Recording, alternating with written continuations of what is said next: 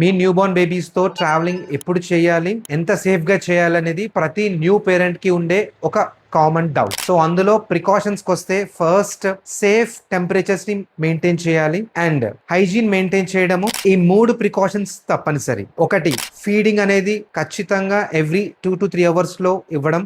రెండోది, temperature safe గా comfortable గా ఉండేది మెయింటైన్ చేయడము. మూడోది, hygiene is very very important. బేబీకి కావాల్సిన main items like diapers, separate water, separate feed, separate food అన్ని మీరు ఖచ్చితంగా ప్యాకింగ్ అయ్యిందో లేదో చూసుకోవాలి. అండ్ చాలా మంది న్యూ పేరెంట్స్ తెలియకుండా లాంగ్ ట్రిప్స్ ని డిసైడ్ చేసేస్తూ ఉంటారు. అది డిసైడ్ చేయాల్సింది మీ ట్రీటింగ్ కన్సల్టెంట్ పీడియాట్రిషియన్ ఎవరైతే ఉంటారో వాళ్ళు బేబీ యొక్క బర్త్ హిస్టరీ బట్టి డిసైడ్ చేస్తారు. So please visit your paediatrician.